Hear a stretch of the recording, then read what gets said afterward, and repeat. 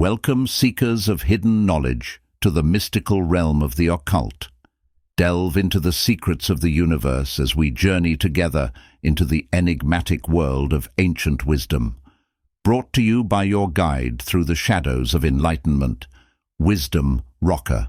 Uncover the mysteries, unlock the power, and journey with us as we explore the hidden depths within the pages of forgotten scrolls and ancient texts. Prepare to embark on a journey beyond the ordinary, where wisdom transcends time and knowledge is your greatest ally. Welcome to Wisdom Rocker. Prepare to awaken your inner sage. In this video, we will be uncovering the wisdom within the chapters of The Secret Teachings of All Ages. Manly P. Hall. The Life and Teachings of Thoth Hermes Trismegistus. Thunder rolled, lightning flashed, the veil of the temple was rent from top to bottom. The venerable initiator, in his robes of blue and gold, slowly raised his jeweled wand and pointed with it into the darkness revealed by the tearing of the silken curtain. Behold the light of Egypt.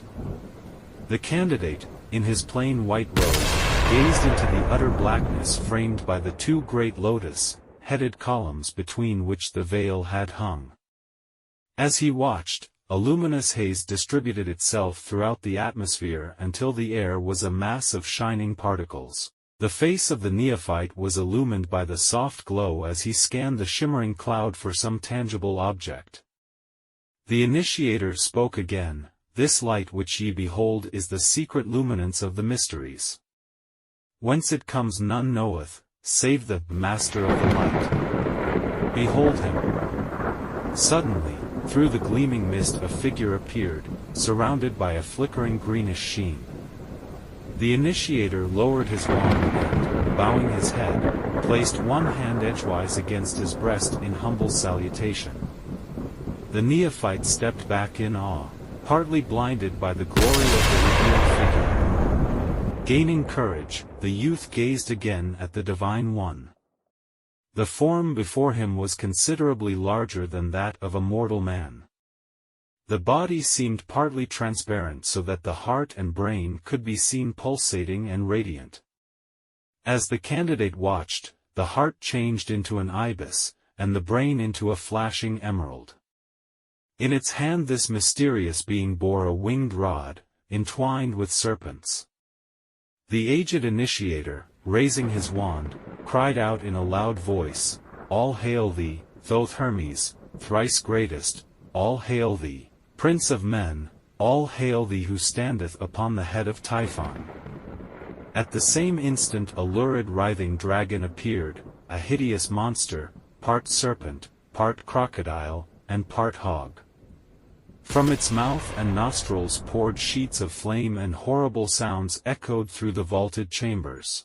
Suddenly Hermes struck the advancing reptile with the serpent with the staff, and with snarling cry the dragon fell over upon its side, while the flames about it slowly died away. Hermes placed his foot upon the skull of the vanquished Typhon. The next instant, with a blaze of unbearable glory that sent the neophyte staggering backward against the pillar, the immortal Hermes, followed by streamers of greenish mist, passed through the chamber and faded into nothingness.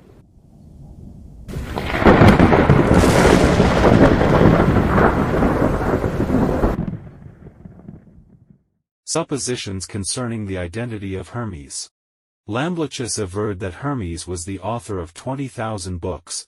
Manetho increased the number to more than 36,000. See James Gardner, figures which make it evident that a solitary individual, even though he be overshadowed by divine prerogative, could scarcely have accomplished such a monumental labor. Among the arts and sciences which it is affirmed Hermes revealed to mankind were medicine, chemistry, law, art, astrology, music, rhetoric, magic, philosophy, geography, mathematics, especially geometry, anatomy, and oratory. Orpheus was similarly acclaimed by the Greeks.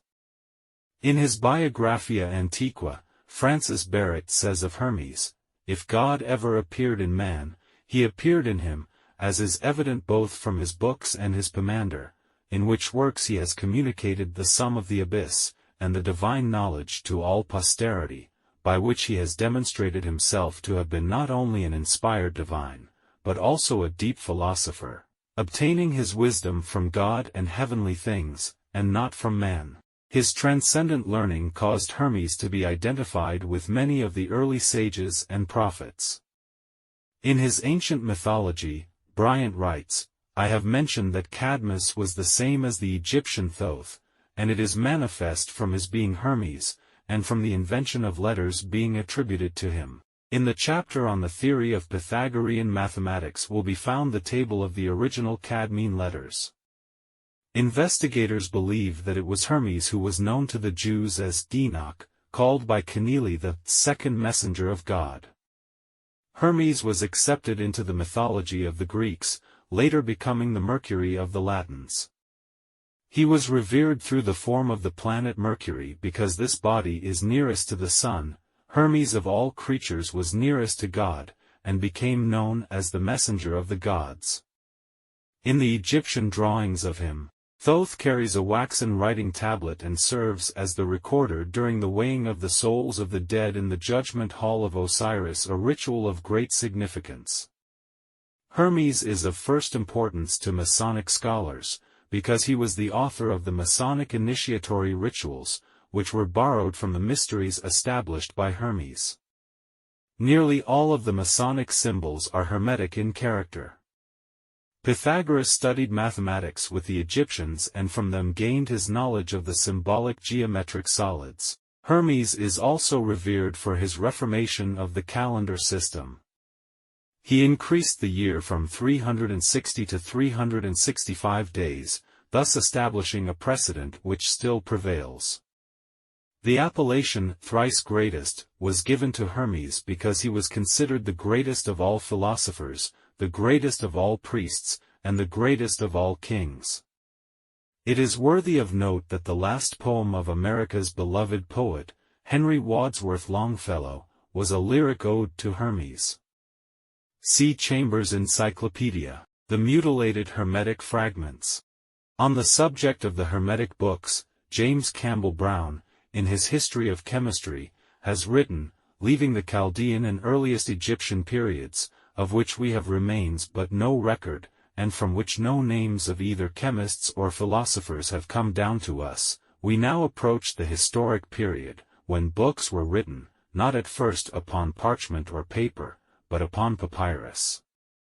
A series of early Egyptian books is attributed to Hermes Trismegistus, who may have been a real savant, or may be a personification of a long succession of writers. He is identified by some with the Greek god Hermes, and the Egyptian Thoth or Tuti, who was the moon god, and is represented in ancient paintings as ibis-headed with the disk and crescent of the moon. The Egyptians regarded him as the god of wisdom, letters, and the recording of time.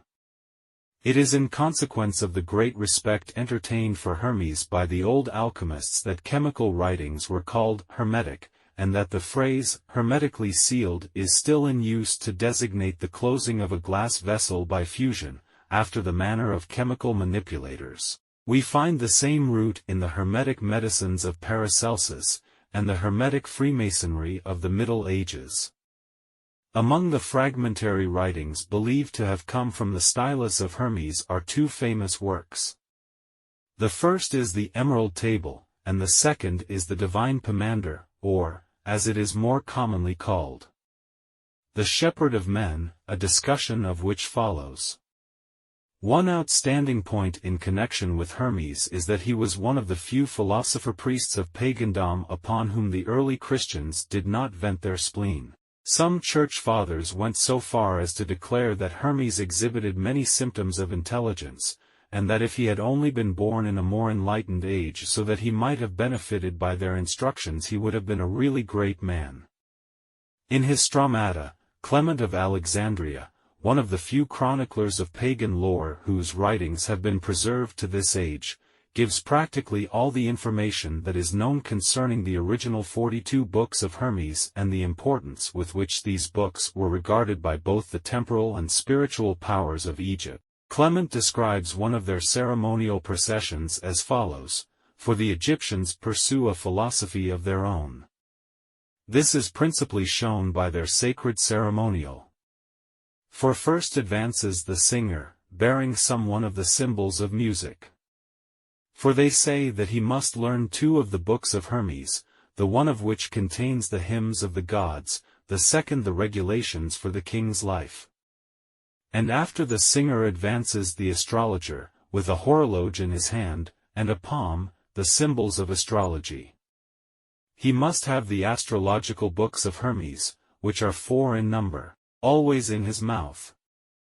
Of these, one is about the order of the fixed stars that are visible, and another about the conjunctions and luminous appearances of the sun and moon, and the rest respecting their risings.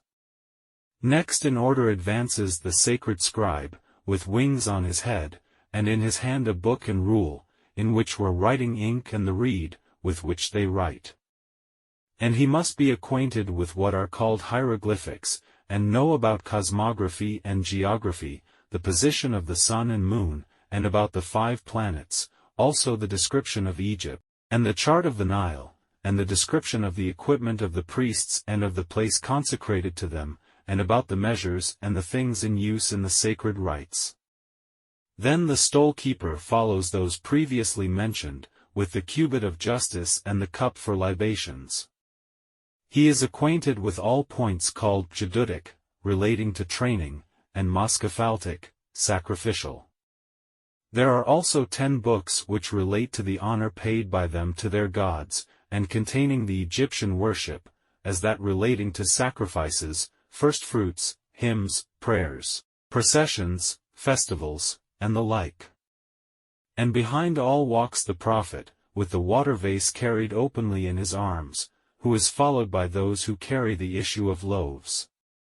He, as being the governor of the temple, learns the 10 books called hieratratic, and they contain all about the laws, and the gods, and the whole of the training of the priests.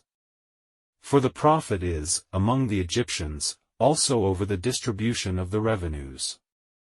There are then 42 books of Hermes indispensably necessary, of which the 36 containing the whole philosophy of the Egyptians are learned by the forementioned personages, and the other 6, which are medical, by the pastophoroi, image-bearers, treating of the structure of the body, and of disease, and instruments, and medicines, and about the eyes, and the last about women.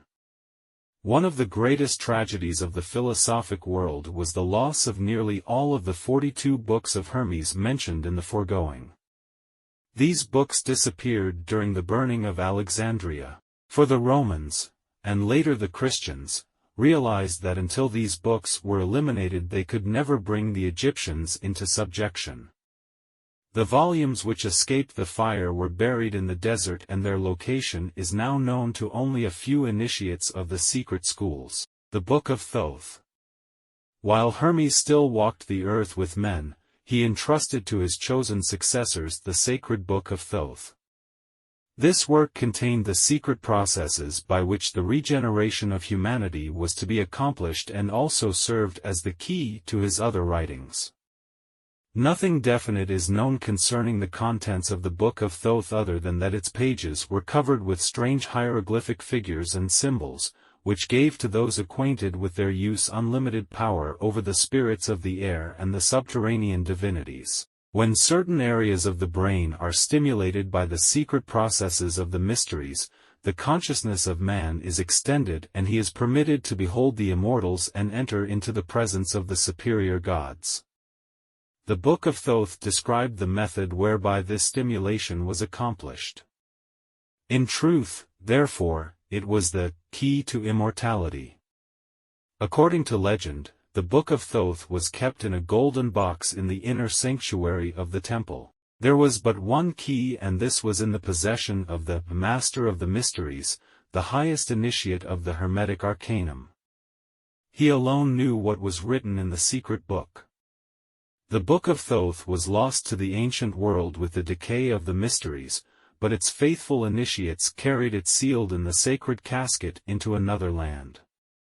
The book is still in existence and continues to lead the disciples of this age into the presence of the immortals.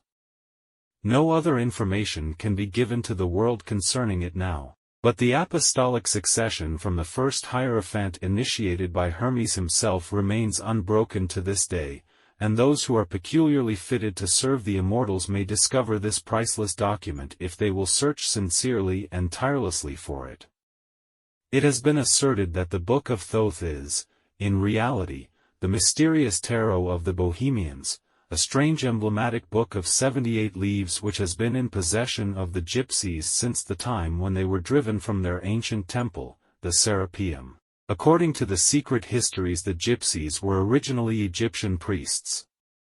There are now in the world several secret schools privileged to initiate candidates into the mysteries, but in nearly every instance they lighted their altar fires from the flaming torch of Hermes in his Book of Thoth revealed to all mankind the one way, and for ages the wise of every nation and every faith have reached immortality by the way established by Hermes in the midst of the darkness for the redemption of humankind. Poimandres, the vision of Hermes. The divine pomander of Hermes Mercurius Trismegistus is one of the earliest of the Hermetic writings now extant. While probably not in its original form, having been remodeled during the first centuries of the Christian era and incorrectly translated since, this work undoubtedly contains many of the original concepts of the Hermetic cultus. The Divine Pomander consists of 17 fragmentary writings gathered together and put forth as one work. The second book of the Divine Pomander, called Poimandres, or the Vision, is believed to describe the method by which the divine wisdom was first revealed to Hermes. It was after Hermes had received this revelation that he began his ministry, teaching to all who would listen the secrets of the invisible universe as they had been unfolded to him. The Vision is the most famous of all the Hermetic fragments, and contains an exposition of Hermetic cosmogony and the secret sciences of the Egyptians regarding the culture and unfoldment of the human soul. For some time it was erroneously called the Genesis of Enoch, but that mistake has now been rectified. At hand, while preparing the following interpretation of the symbolic philosophy concealed within the Vision of Hermes, the present author has had these reference works: The Divine Pomander of Hermes Mercurius Trismegistus, London, 1650, translated out of the Arabic and Greek by Dr. Everard, Hermetica, Oxford, 1924, edited by Walter Scott. Hermes, The Mysteries of Egypt, Philadelphia, 1925, by Edward Schur, and The Thrice Greatest Hermes, London, 1906, by G. R. S. Mead. To the material contained in the above volumes he has added commentaries based upon the esoteric philosophy of the ancient Egyptians, together with amplifications derived partly from other Hermetic fragments and partly from the secret arcanum of the Hermetic sciences. For the sake of clarity, the narrative form has been chosen in preference to the original dialogic style, and obsolete words have given place to those in current use. Hermes, while wandering in a rocky and desolate place, gave himself over to meditation and prayer. Following the secret instructions of the temple, he gradually freed his higher consciousness from the bondage of his bodily senses, and, thus released, his divine nature revealed to him the mysteries of the transcendental spheres.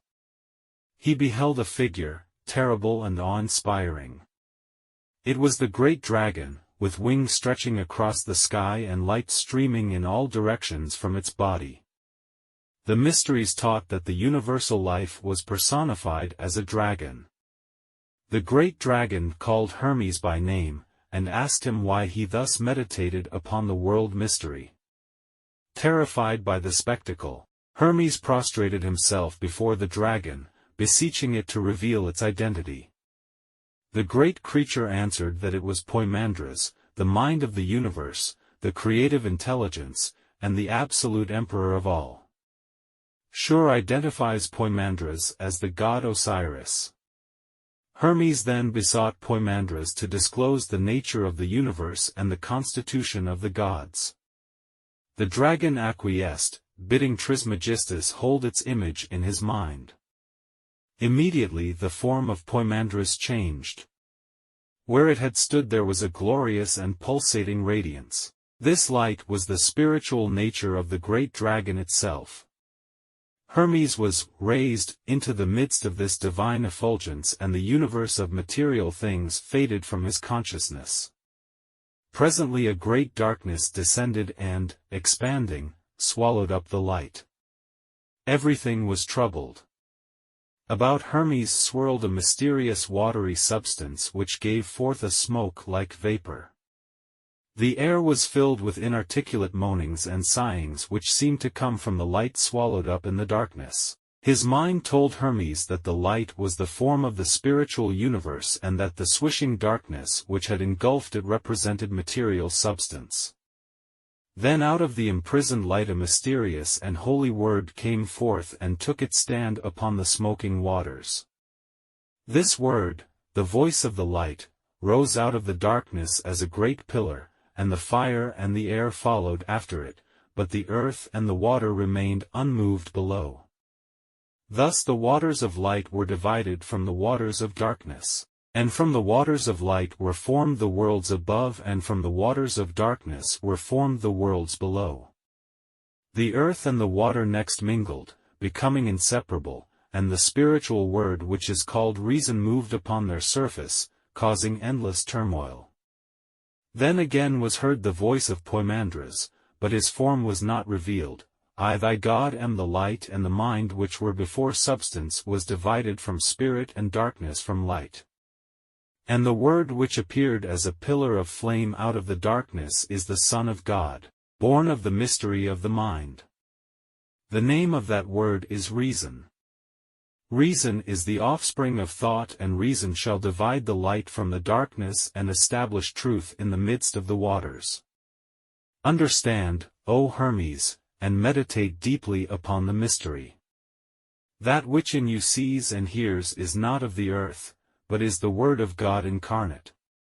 So it is said that divine light dwells in the midst of mortal darkness, and ignorance cannot divide them. The union of the Word and the mind produces that mystery which is called life. As the darkness without you is divided against itself, so the darkness within you is likewise divided. The light and the fire which rise are the divine man, ascending in the path of the Word, and that which fails to ascend is the mortal man, which may not partake of immortality. Learn deeply of the mind and its mystery, for therein lies the secret of immortality. The dragon again revealed its form to Hermes, and for a long time the two looked steadfastly one upon the other, eye to eye, so that Hermes trembled before the gaze of Poimandres. At the word of the dragon the heavens opened and the innumerable light powers were revealed, soaring through cosmos on pinions of streaming fire. Hermes beheld the spirits of the stars, the celestials controlling the universe, and all those powers which shine with the radiance of the one fire, the glory of the sovereign mind. Hermes realized that the sight which he beheld was revealed to him only because Poimandres had spoken a word.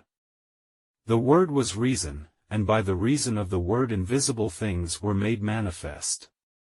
Divine Mind, the dragon, continued its discourse. Before the visible universe was formed its mold was cast. This mold was called the archetype, and this archetype was in the Supreme Mind long before the process of creation began. Beholding the archetypes, the Supreme Mind became enamored with its own thought, so, taking the word as a mighty hammer, it gouged out caverns in primordial space and cast the form of the spheres in the archetypal mold, at the same time sowing in the newly fashioned bodies the seeds of living things.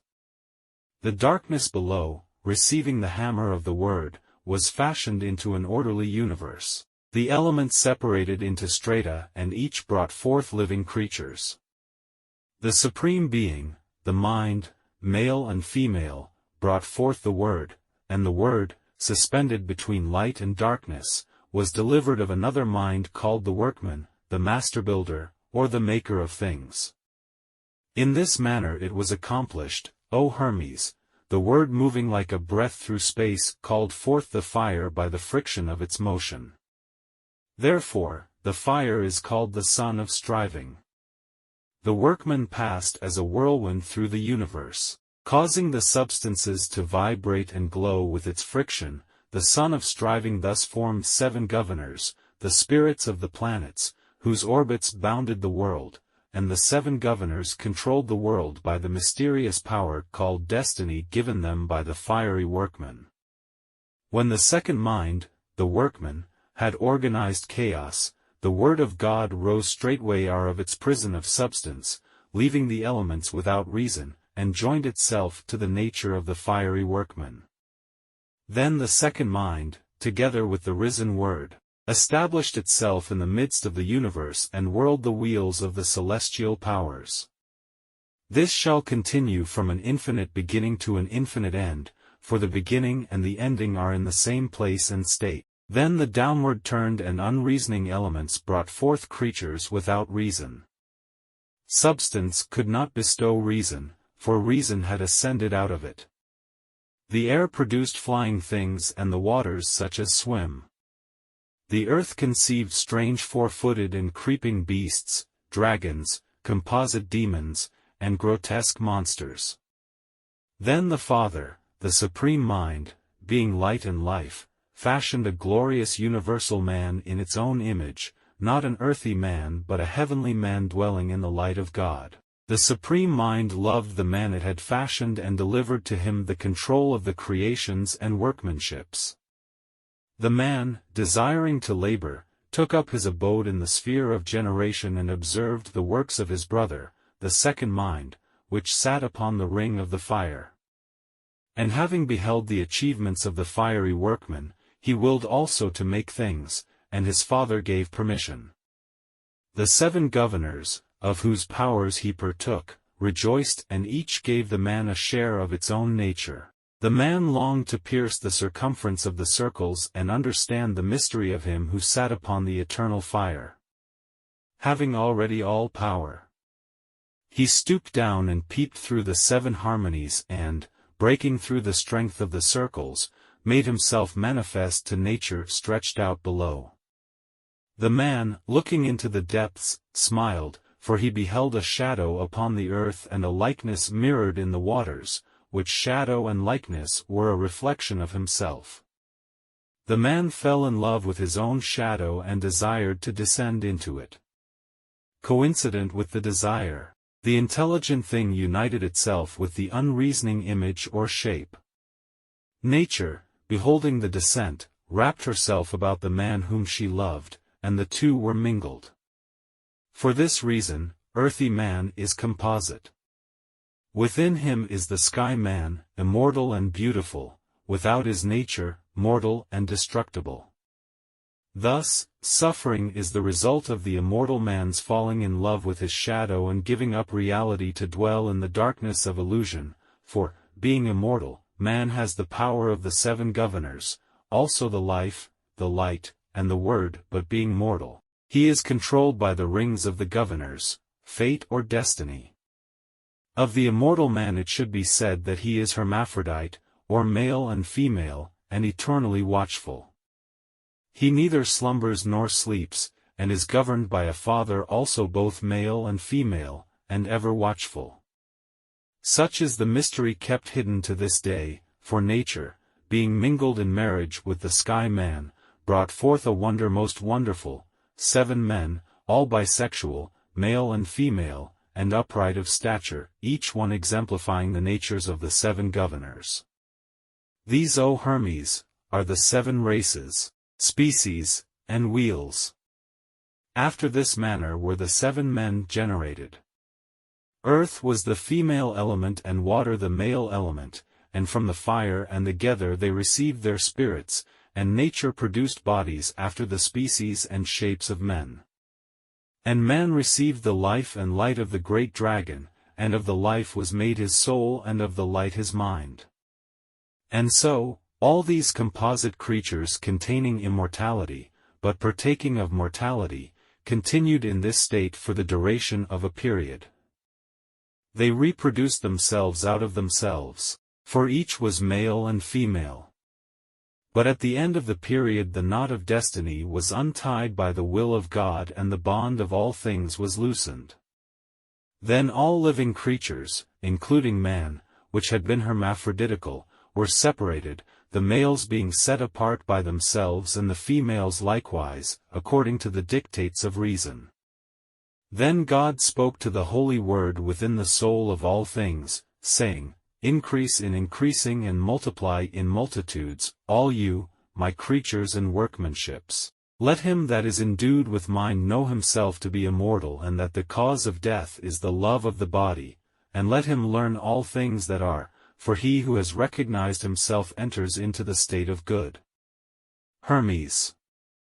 And when God had said this, Providence, with the aid of the 7 governors in harmony, brought the sexes together, making the mixtures and establishing the generations, and all things were multiplied according to their kind. He who through the error of attachment loves his body, abides wandering in darkness, sensible and suffering the things of death. But he who realizes that the body is but the tomb of his soul, rises to immortality. Then Hermes desired to know why men should be deprived of immortality for the sin of ignorance alone. The great dragon answered, To the ignorant the body is supreme and they are incapable of realizing the immortality that is within them. Knowing only the body which is subject to death, they believe in death because they worship that substance which is the cause and reality of death. Then Hermes asked how the righteous and wise passed to God, to which Poimandres replied, That which the word of God said, say I, because the Father of all things consists of life and light, whereof man is made. If, therefore, a man shall learn and understand the nature of life and light, then he shall pass into the eternity of life and light. Hermes next inquired about the road by which the wise attain to life eternal, and Poimandres continued, Let the man endued with a mind mark, consider, and learn of himself, and with the power of his mind divide himself from his not-self and become a servant of reality. Hermes asked if all men did not have minds, and the great dragon replied, Take heed what you say, for I am the mind, the eternal teacher. I am the Father of the Word, the Redeemer of all men, and in the nature of the wise the Word takes flesh. By means of the Word, the world is saved. I, Thoth, the Father of the Word, the mind, come only unto men that are holy and good, pure and merciful, and that live piously and religiously, and my presence is an inspiration and a help to them, for when I come they immediately know all things and adore the universal Father. Before such wise and philosophic ones die, they learn to renounce their senses, knowing that these are the enemies of their immortal souls. I will not permit the evil senses to control the bodies of those who love me, nor will I allow evil emotions and evil thoughts to enter them. I become as a porter or doorkeeper, and shut out evil, protecting the wise from their own lower nature. But to the wicked, the envious and the covetous, I come not, for such cannot understand the mysteries of mind, therefore, I am unwelcome. I leave them to the avenging demon that they are making in their own souls, for evil each day increases itself and torments man more sharply, and each evil deed adds to the evil deeds that are gone before until finally evil destroys itself. The punishment of desire is the agony of unfulfillment. Hermes bowed his head in thankfulness to the great dragon who had taught him so much, and begged to hear more concerning the ultimate of the human soul. So Poimandres resumed, At death the material body of man is returned to the elements from which it came, and the invisible divine man ascends to the source from whence he came, namely the 8th sphere. The evil passes to the dwelling place of the demon, and the senses, feelings, desires, and body passions return to their source, namely the 7 governors, whose natures in the lower man destroy but in the invisible spiritual man give life. After the lower nature has returned to the brutishness, the higher struggles again to regain its spiritual estate. It ascends the 7 rings upon which sit the 7 governors and returns to each their lower powers in this manner. Upon the first ring sits the moon, and to it is returned the ability to increase and diminish. Upon the second ring sits Mercury, and to it are returned machinations, deceit, and craftiness. Upon the third ring sits Venus, and to it are returned the lusts and passions. Upon the fourth ring sits the Sun, and to this lord are returned ambitions. Upon the fifth ring sits Mars, and to it are returned rashness and profane boldness. Upon the sixth ring sits Jupiter, and to it are returned the sense of accumulation and riches. And upon the seventh ring sits Saturn, at the gate of chaos, and to it are returned falsehood and evil plotting. Then, being naked of all the accumulations of the 7 rings, the soul comes to the 8th sphere, namely, the ring of the fixed stars. Here, freed of all illusion, it dwells in the light and sings praises to the Father in a voice which only the pure of spirit may understand. Behold, O Hermes, there is a great mystery in the 8th sphere, for the Milky Way is the seed ground of souls, and from it they drop into the rings, and to the Milky Way they return again from the wheels of Saturn. But some cannot climb the 7-runged ladder of the rings. So they wander in darkness below and are swept into eternity with the illusion of sense and earthiness. The path to immortality is hard, and only a few find it. The rest await the great day when the wheels of the universe shall be stopped and the immortal sparks shall escape from the sheaths of substance.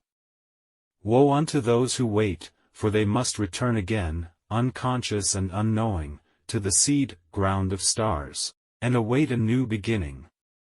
Those who are saved by the light of the mystery which I have revealed unto you, O Hermes, and which I now bid you to establish among men, shall return again to the Father who dwelleth in the white light, and shall deliver themselves up to the light and shall be absorbed into the light, and in the light they shall become powers in God. This is the way of good and is revealed only to them that have wisdom. Blessed art thou, O Father. The man thou hast fashioned would be sanctified with thee as thou hast given him power to sanctify others with thy word and thy truth. The vision of Hermes, like nearly all of the Hermetic writings, is an allegorical exposition of great philosophic and mystic truths, and its hidden meaning may be comprehended only by those who have been raised into the presence of the true mind.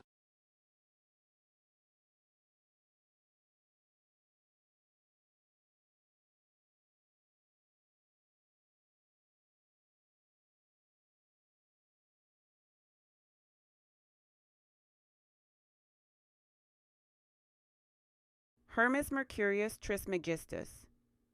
From Historia Deorum Fatidicorum, master of all arts and sciences, perfect in all crafts, ruler of the 3 worlds, scribe of the gods, and keeper of the books of life, Thoth Hermes Trismegistus, the 3 times greatest, the first intelligencer, was regarded by the ancient Egyptians as the embodiment of the universal mind.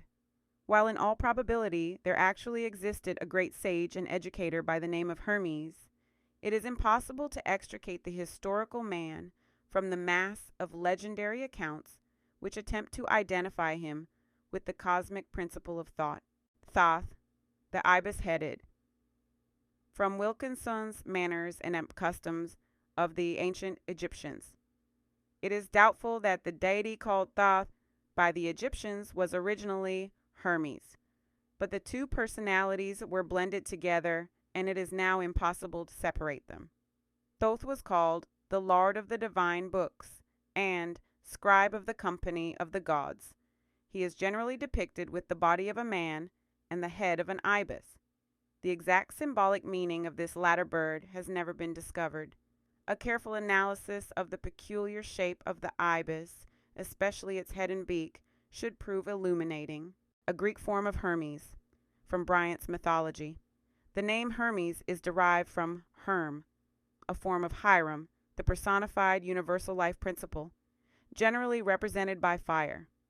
The Scandinavians worshipped Hermes under the name of Odin, the Teutons as Wotan, and certain of the Oriental peoples as Buddha or Fo. There are two theories concerning his demise. The first declares that Hermes was translated like Enoch and carried without death into the presence of God. The second states that he was buried in the valley of Ebron, and a great treasure placed in his tomb, not a treasure of gold, but of books and sacred learning. The Egyptians likened humanity to a flock of sheep. The supreme and inconceivable father was the shepherd, and Hermes was the shepherd dog. The origin of the shepherd's crook in religious symbolism may be traced to the Egyptian rituals. The three scepters of Egypt include the shepherd's crook, symbolizing that by virtue of the power reposing in that symbolic staff, the initiated pharaohs guided the destiny of their people. Thanks for watching the Wisdom Rocker. Don't forget to like, comment, and share.